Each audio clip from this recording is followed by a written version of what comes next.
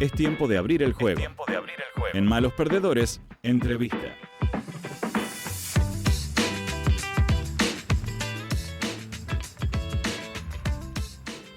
Vamos a saludar a la periodista, cronista, escritora Inde Pomeraniec, quien amablemente va a conversar en este momento con nosotros. Inde, muy buenos días. ¿Cómo va? Florencia Gómez, Nacho Contra, ex acá desde Radio Costa. ¿Cómo andas? ¿Cómo andás? Bien, ¿cómo andan ustedes? ¿Cómo andan ustedes? Muy bien. Bueno, gracias por charlar este ratito con nosotros. Gracias a ustedes por llamarme. Un poco como disparador para comenzar la conversación, Flor había propuesto una crónica tuya de una serie de crónicas sobre la guerra en Ucrania, y la repasábamos, por supuesto la habíamos leído en su momento, pero la repasaba particularmente esta mañana. Y no puedo buscar el textual ahora, pues estamos sin internet, pero en una línea de los primeros párrafos mencionabas la importancia de estar en el lugar, que bueno, es una obviedad para el periodismo, en el sentido de que la crónica es eso, sí. Pero lo pensaba, se me venía a la cabeza también la importancia en estos momentos, para la crónica en particular, pero también para otro tipo de textos y de laburos, estar presente en el lugar, que es algo que parece bien ajeno, o nos da la impresión de que no, bueno, ¿para qué si podés resolverlo con un WhatsApp? Me disparaba ese pensamiento. Estás haciendo una descripción así descarnada del periodismo hoy. Ese es el problema, digamos, porque hace rato que empezaron los temas económicos con la cuestión periodística. Tal vez recuerden, ustedes son más jóvenes, pero hace ya algunos años los medios, incluso los más importantes, empezaban a prescindir de los corresponsales. Hagamos la diferencia entre el enviado y el corresponsal. El corresponsal vive en el lugar y el enviado es el que va especialmente para determinada situación. Uh-huh. Pero empezaban a prescindir de esas cuestiones y lo que aparecía era, por ejemplo, si había un incendio o había un accidente o había algún evento extraordinario, ya a partir de internet te hablo, uh-huh. Se convocaba a quien estaba ahí, todavía se hace, estás ahí, estás cerca, contanos lo que estás viendo. Eso lo vemos en televisión, lo vemos en los medios gráficos, sí. Como una manera, un abaratamiento por un lado de costos, pero también con lo que significa eso para el abaratamiento del propio oficio, de la propia profesión, porque una cosa es un vecino que te cuenta lo que ve y otra cosa es un periodista que mientras te cuenta lo que ve está llamando además a las autoridades para consultarles, para preguntar y para terminar de hacer esa crónica.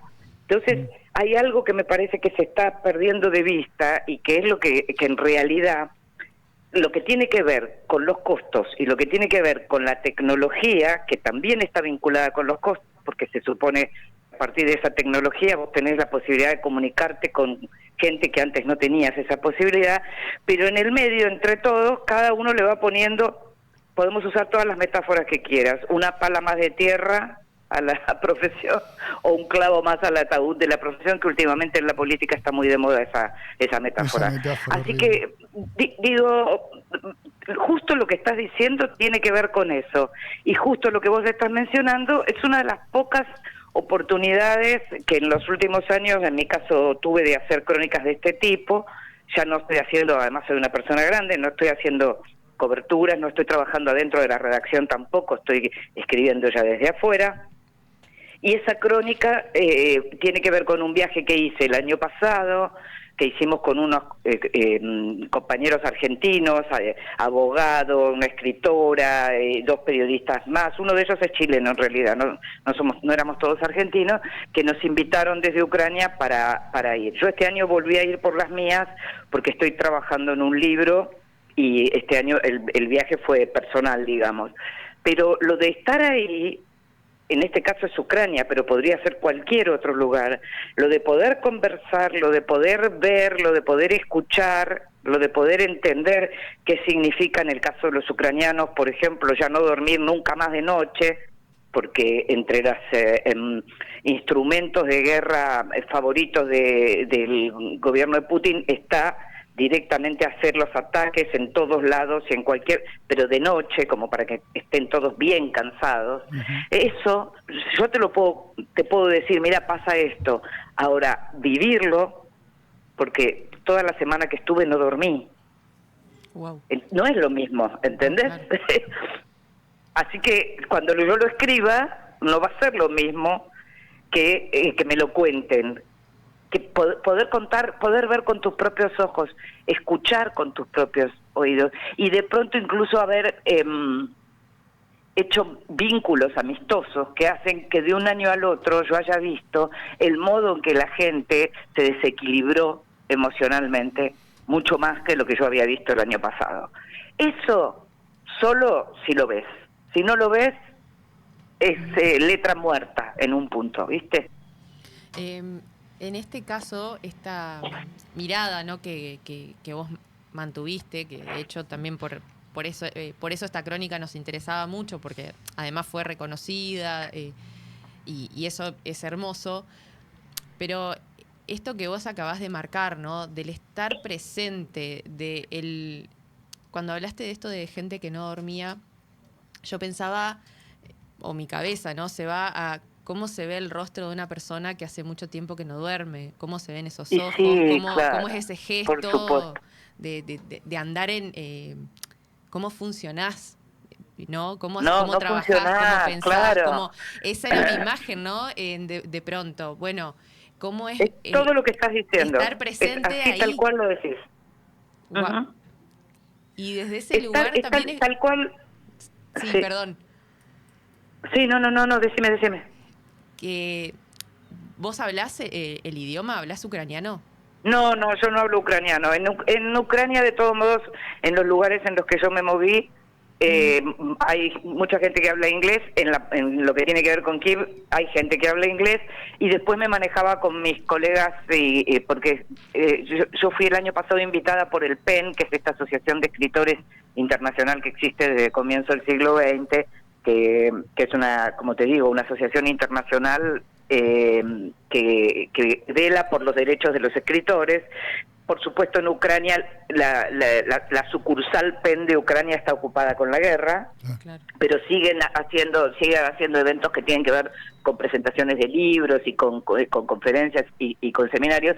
Al estar con ellos, en aquellos lugares en donde no se habla inglés, yo siempre tengo alguno de ellos que me traduce, ¿viste? No, yo no hablo ni ucraniano ni ruso. Claro, por ahí como para rescatar alguna expresión que sea como, bueno, como de alguna manera notoria de esos gestos, ¿no? O, no sé, pienso en el mal humor, pienso en insultos, pienso en esas cosas, ¿no? Pero, bueno, me parecía como interesante. Ese humor, esa persona que, bueno, que está intranquila.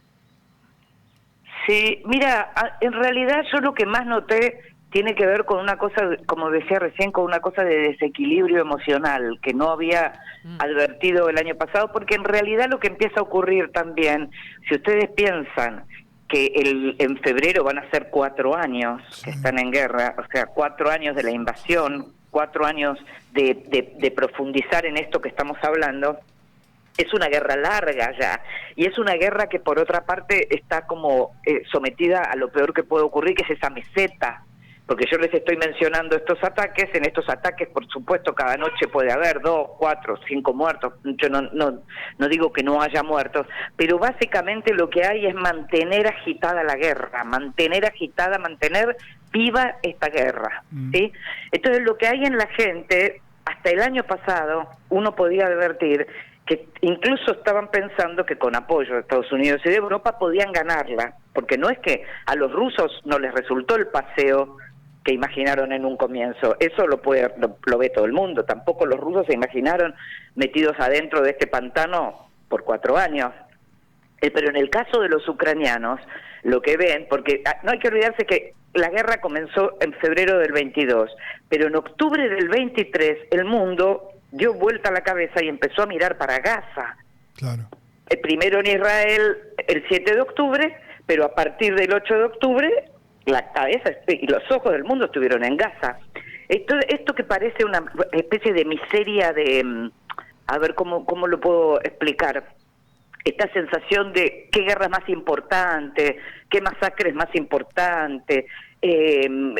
Bueno, es verdad, no hay manera de sostener, por lo mismo que hablábamos con Ezequiel recién, si los costos son que no hay que mandar gente y demás, bueno, nos manejamos con lo que hay. Entonces son como los olvidados los ucranianos, la sensación que tienen ellos, ya la tuvieron cuando fue la guerra civil, cuando empezó la guerra civil en 2014. Ellos lo que sentían ya entonces, yo hablé con gente de allá para cuando escribí la reedición del libro de Putin, de Rusos de Putin.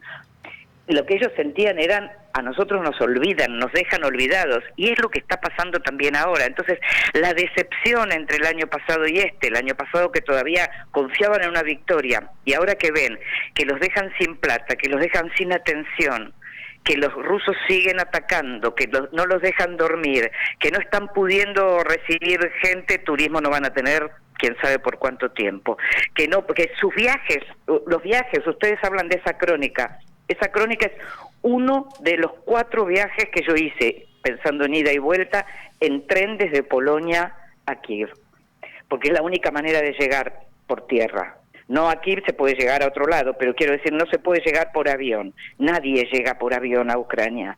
Entonces, cuando si alguno de ellos todavía conserva algún tipo de trabajo que les permite salir, o van a visitar algo de familia y demás, ustedes piensen lo que significa que cada vez que hay que salir del lugar donde vivís, la única manera que tenés es esa.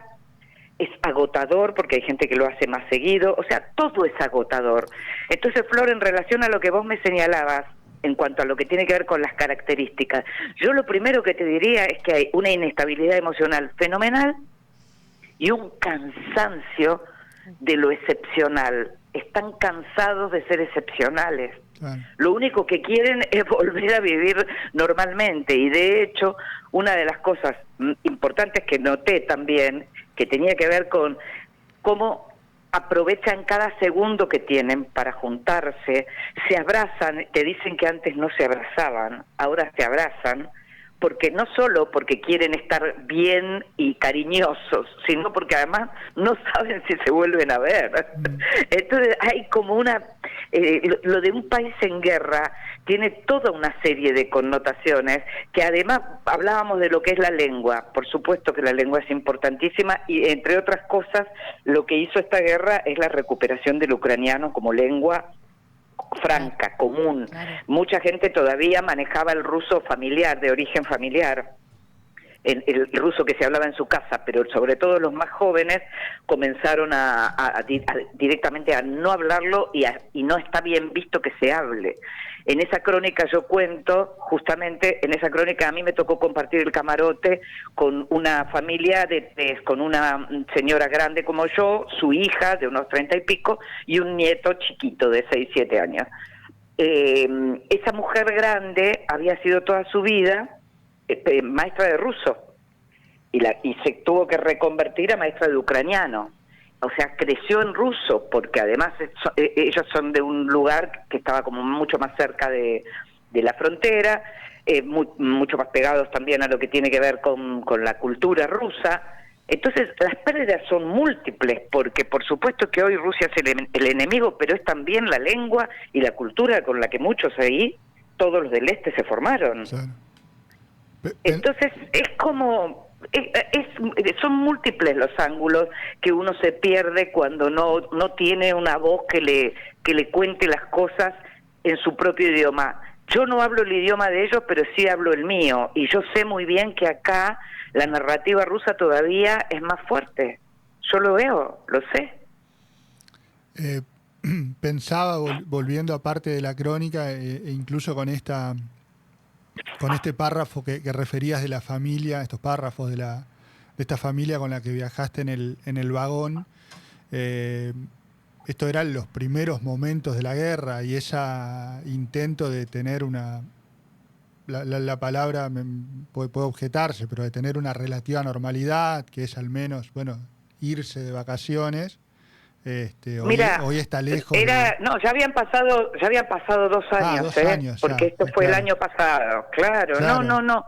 De lo que es por eso tiene todavía más peso lo que estás diciendo, pese a todo eso, pese a que la más joven había estado, cuando empezó la guerra, se había ido a uno de los países bálticos porque ella es contadora, había conseguido trabajo, pero no pudo estar lejos, porque además vos pensás que los hombres están todos llamados al Estado, digamos, si no están en el frente pueden ser convocados en cualquier momento, entonces los hombres a partir de cierta edad no pueden salir. Es como todo es excepcional, por eso digo que el hartazgo es lo de ser excepcional, porque lo que en un comienzo les puede haber resultado importante que todo el mundo esté con ellos y demás, en este momento necesitan desesperadamente eso, pero para terminarla de una vez. Claro. Inde, bueno, vos recién mencionabas, ¿no? Este libro que escribiste, Rusos de Putin. Sí. Y sí. Vos de alguna manera recuperás, ¿no? Un poco en el seno familiar, cómo se va como configurando ese universo que te lleva a pensar justamente en Rusia y a empezar como a indagar, investigar. Y pensaba también un poco esto, ya escribiste sobre Rusia y ahora de alguna manera te metés en la piel de Ucrania, ¿no? Como haciendo como una suerte de espejo. ¿Cómo lo ves también con toda esa información? No, es que es también familiar, ¿sabes? Porque en realidad, por ejemplo, la madre de mi papá era de Kiev. O sea, vos le preguntabas y ella te decía que era rusa. Claro. Pero pero mi abuela era ucraniana. De parte de mi mamá, mi bisabuela, la que se llamaba, o sea, por la que yo llevo el nombre Inde, era de Odessa. Entonces, casi te diría que teniendo en cuenta eso y teniendo en cuenta que de otra parte de mi familia eran más lituanos y demás, estoy más cerca de todo eso. Creo que en realidad la cuestión con Rusia tiene también que ver con una cuestión ideológica. Mi viejo fue comunista desde muy joven y murió con la guerra de Ucrania, pero seguía siendo comunista. O sea, me parece que no es una cosa o la otra. No, claro. Incluso si uno los conoce y los ve, en este momento, por supuesto, el país invadido es Ucrania y demás, pero hay un montón de cuestiones estructurales en donde son muy parecidos y reaccionan de manera muy parecida. Entonces depende cuándo fueron hermanos, depende cuándo fueron primos, depende cuándo fueron esclavos, pero ahí naturalmente lo que uno encuentra ahora es como un odio importantísimo, porque además lo que sienten desde siempre, cada vez que Ucrania levantó un poco la cabeza e intentó la independencia y demás, desde Rusia lo que había era como un aplastamiento, no solo desde lo físico, sino también desde lo cultural, el tema de la lengua que no se podía utilizar. De hecho, por ejemplo, el año pasado, una de las escenas muy conmovedoras que vivimos fueron en un pueblo en donde habían tenido a gran parte de la población metida de uno de los barrios en un sótano de una escuela durante casi un mes y pico. Esto fue al comienzo de la ocupación, los habían tenido ahí y lo que hacían los rusos era, cuando la gente pedía papel higiénico para ir al baño, les daban los libros de texto en ucraniano. Bien. Y era algo que te contaban como una de las cosas para mostrarte hasta qué punto, digamos, los atacaban también en su orgullo cultural con esas cosas. Otras cuestiones que uno ve de pronto es como, bueno, los ataques no solo a las esculturas, saqueos de los museos, destrucción y saqueos. Veías de pronto las esculturas de Shevchenko, que es como el súper escritor ucraniano histórico, no solo el futbolista. Antes hubo un escritor muy importante que se llamó igual, y también les disparan en la cabeza a las esculturas, a las estatuas. Es una cosa como muy... es para ver eso, ¿eh? Es como hay como un odio concentrado también ahí, al punto que hay causas en tribunales europeos, causas por lo que ellos llaman o intentan llamar o quieren que se concrete algo con eso, que es genocidio cultural. Así que es como todo esto es muy difícil que uno lo vea si no estás. los periodistas seguimos adentro de las redacciones mirando la televisión. Eso es lo que trataba de decirle a Ezequiel al comienzo, ¿no? Totalmente. Por la televisión o con la consulta de WhatsApp, que es... O con el... Sí, bueno, pues a ver, te voy a decir una cosa. De todos los nuevos instrumentos, ¿hay algo con el WhatsApp en la posibilidad de tener audios? Yo muchas veces completo entrevistas y cosas a partir de los WhatsApp y no me perturba tanto que una entrevista se haga en etapas, tipo unas preguntas por mail, la continuamos por WhatsApp y si podemos hacemos un Zoom y nos miramos. Sí. Eso no me preocupa tanto en términos de la entrevista. Lo que creo que no se puede es de pronto esto que te comentaba recién de ver, esto de ver, por ejemplo, de estar ahí en ese sótano donde esta gente estuvo durante un mes y pico, donde moría gente, donde había bebés y donde los hacían limpiarse el tujes, ya que estamos hablando así, con con los libros en ucraniano, ¿entendés?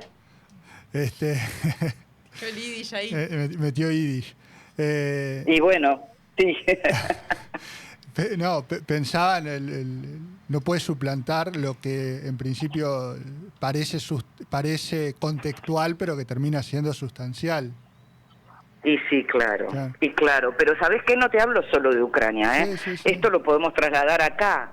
Esto estamos viendo en términos de lo que es la precarización y el modo en que se está trabajando, en donde también la gente que está acá le está costando salir a la calle a mirar. Lo pensaba, o sea, por supuesto que adquiere una dimensión mucho más profunda en la cobertura de una guerra, pero vale para una sesión del Consejo Deliberante de la ciudad, en donde absolutamente vos tenés las dos declaraciones de los dos fulanos, pero si ves la intensidad del cruce, puede tener otro ribete la crónica o la noticia. No, bueno, porque por supuesto, porque además ahí lo que vale también es la narrativa, ¿no? Porque si vos estás mirando la narrativa del otro, la estás replicando, no es lo mismo si lo miras con tus propios ojos. Inde, dijiste que estabas trabajando en un libro con este tema. Sí, sí. Bueno, ¿para cuándo? ¿Para cuándo? Bueno, no sé. Me encantaría saberlo para cuándo, pero... A quien le gusta leer, le da ansiedad cuando uno dice, ay, estoy escribiendo un libro. Sí, pero no, el tema también tiene que ver con esto que hablábamos antes.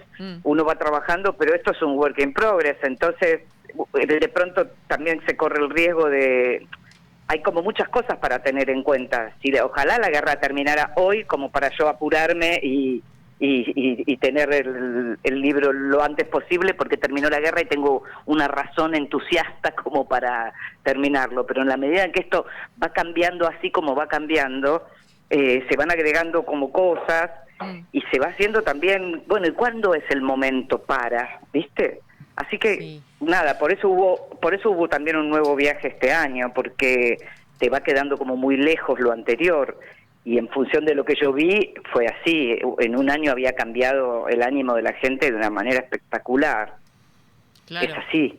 Y se suman actores. Pero bueno, también. no sé, supongamos y esperemos que para el año que viene lo podamos tener.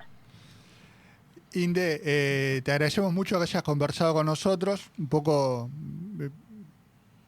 iba a decir como con el pretexto de la crónica, de la narración de la guerra, en parte es así, aunque eso también es sustancial, tanto la crónica en sí propia como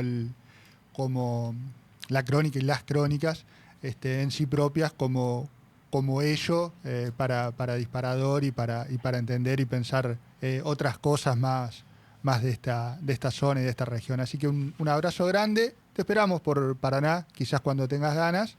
Bueno, muy bien, muchas gracias. Te invitaremos unos pescados en Paraná, unos mates. Qué rico, me encanta. Dale. Me encanta. Abrazo grande. Muchas gracias. Les mando abrazo a ustedes, gracias por llamar, ¿eh? Un beso grande. Chau. Adiós. Chau.